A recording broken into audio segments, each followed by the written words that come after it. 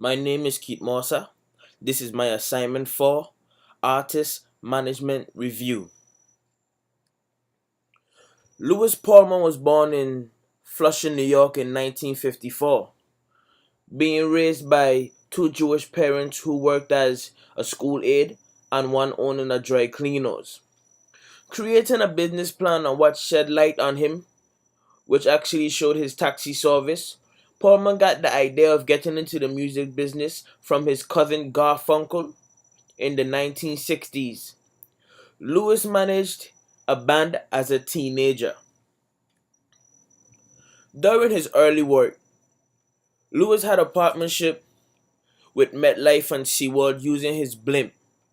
But Pullman got into some legal issues with McDonald's, who used his blimp for advertising because one of the planes crashed.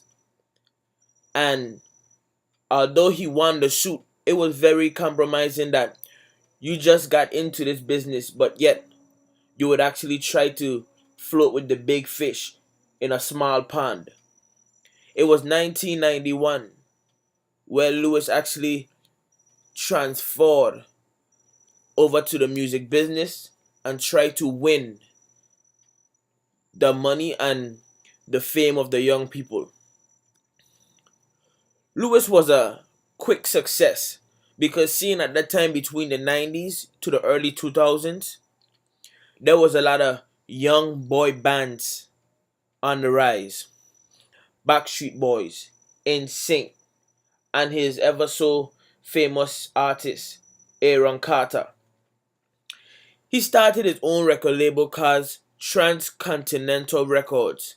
He started that label because he wanted to mimic the New Kids on the Block, who was actually a hot sensation at the time. But seeing that he grasped a hold of some young, handsome, and being able to sing and dance talent, which he find them on a talent show for $3 million. Louis signed the Backstreet Boys as his first act. The Backstreet Boys, well, today they're still known as one of the greatest boy bands of all time. But Backstreet Boys in their prime sold 130 million records, hitting gold, platinum, and diamond in 45 different countries. What's so crazy about all of this is that although Louis had other artists, you would only hear about the Backstreet Boys and NSYNC because it's like they had all the credentials that you look for in a band, or you look for in an artist, or you look for in a group who can bring in revenue, bring you money, show you profit.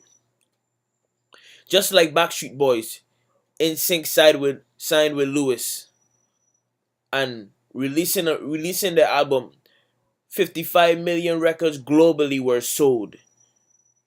They actually hit gold, never platinum, never diamond. But there was a lot of legal issues. There was some things that people didn't understand. Why did Louis do what he do? If you have the groups, the music, the artists, the creativity, why thief? Why be disloyal to those who are there with you? Louis Pearlman is currently serving 25 years in prison. Pearlman is currently indicted in a Florida jail on 3 counts of federal bank fraud, 1 count of each wire and mail fraud stemming from a sinister investment scheme that bilked 1,800 investors out of $500 million. Louis is known for the biggest Ponzi scheme of American history, defrauding investors of the tune of $300 million by creating an airline service and an airline company which did not exist. After a long-running legal battle with Backstreet Boys, Lou concluded with $9,900,000 in cash settlement, a fraction of the $3.45 million that was claiming and the release of old audio records.